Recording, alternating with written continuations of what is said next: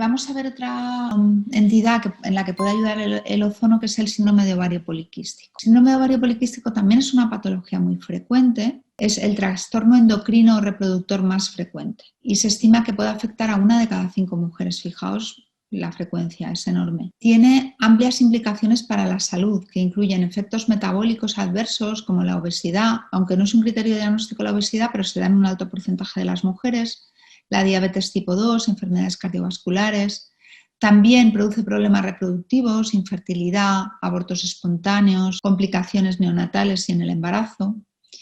Riesgos psicológicos, tienen más tendencia a la ansiedad y a la depresión las pacientes que lo sufren. De manera convencional, para la medicina convencional, la patogénesis se ha asociado a la resistencia a la insulina, que afecta a más del 75% de las mujeres delgadas con SOP y hasta el 95% de las mujeres obesas, en comparación con 62% de los controles sin síndrome de ovario poliquístico, ¿no? Luego es un porcentaje mucho más alto de resistencia a la insulina en las pacientes con ovario poliquístico, en la población que no tiene ovario poliquístico. Todas las definiciones de síndrome de ovario poliquístico incluyen 3 componentes principales: oligomenorrea, anovulación, exceso de andrógenos y ovarios poliquísticos. Oligomenorrea o anovulación, es decir, puede haber pocas menstruaciones o que las menstruaciones que haya no sean con ovulación, porque puede haber menstruación sin ovulación, es posible. El exceso de andrógenos y la presencia de múltiples quistes en el ovario. Esos son como los 3 criterios diagnósticos que suelen repetirse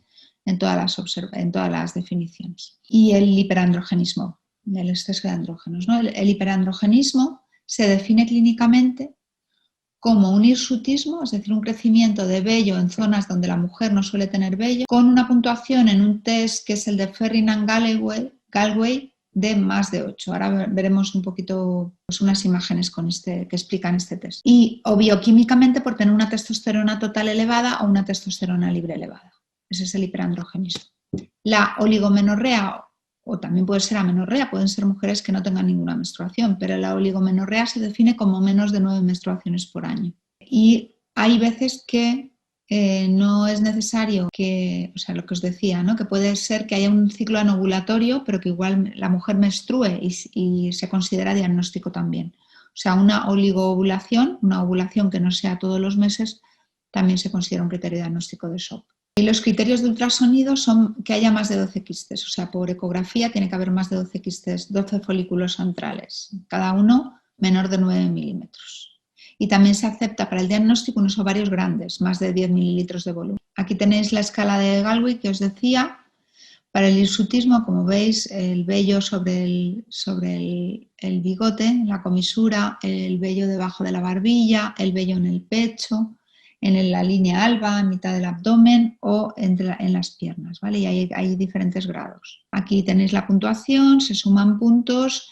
Es diferente según los países. Curiosamente, por ejemplo, en China, un índice mayor de 2 ya se considera patológico porque tienen muy poquito vello estas mujeres. Aquí tenéis una ecografía que muestra un ovario poliquístico. Las pruebas diagnósticas son el panel de testosterona y otras hormonas sexuales. Hay que tener cuidado de suspender los anticonceptivos antes de hacerse los test porque si no bajan los niveles de testosterona.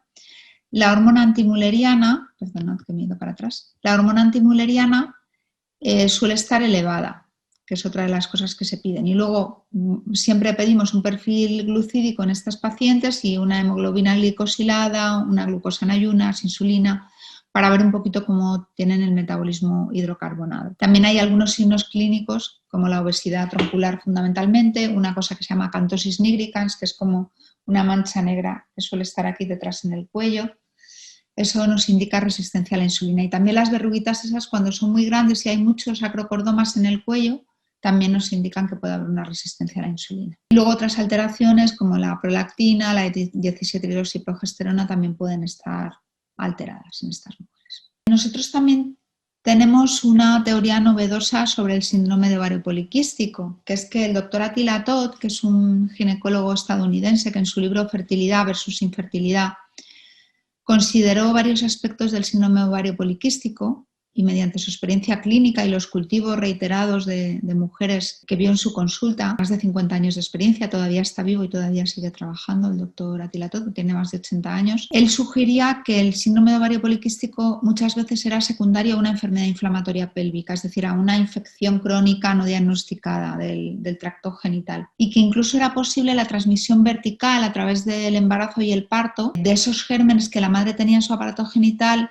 a las hijas. Muchas veces esas hijas podían de alguna manera heredar el síndrome de ovario poliquístico, que tiene una cierta agregación familiar. También él postula lo mismo para el síndrome premenstrual, ¿vale? Que también es muy frecuente que la madre y la hija tengan clínica de síndrome premenstrual. También se asocia a una historia familiar de mala salud, presión alta, enfermedades cardíacas, niveles altos de colesterol, presencia de síndrome premenstrual, abortos espontáneos, muchos abortos en la familia o problemas en el parto o hijos de bajo peso al nacer. ¿Qué ventajas podemos obtener del ozono en el síndrome de ovario poliquístico? Primero tenemos la serie de ventajas sobre el síndrome metabólico, porque el ozono reduce los niveles de glucemia en pacientes diabéticos y en pacientes resistentes a la insulina, mejorando el metabolismo hidrocarbonado. Los estudios se han hecho sobre todo en diabéticos tipo 2, pero mejora el metabolismo de la glucemia. El colesterol, también el más peligroso, sabemos que es el LDL oxidado.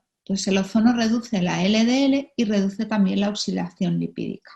Reduce también las cifras de tensión arterial que estas pacientes pueden tener porque suelen tener síndrome metabólico. Y estos cambios pueden ser directos por la acción directa del ozono o también pueden ser mediados, si lo usamos por vía rectal, por la modificación de la microbiota intestinal que tiene el ozono, porque mejora la microbiota. Entonces, también se ha visto que las alteraciones de la microbiota predisponen al síndrome metabólico. También, si hemos dicho que, siguiendo al doctor Attila Toth, que podría ser una etiología infecciosa, tener una infección solapada no diagnosticada de base, pues el ozono es un excelente germicida, con lo cual también nos podría ayudar. Luego tiene las ventajas derivadas de la regulación del ciclo hormonal femenino, como hemos visto al principio en la diapositiva primera que os he puesto sobre las acciones del ozono. Mejora la fertilidad porque mejora la calidad de los ovocitos y la calidad del endometrio. Y esto lo hace no solo en el síndrome de ovario poliquístico, sino en otras causas, en otros problemas de infertilidad. Nosotros también postulamos que muchas de las causas de infertilidad no diagnosticadas están infecciones solapadas o latentes.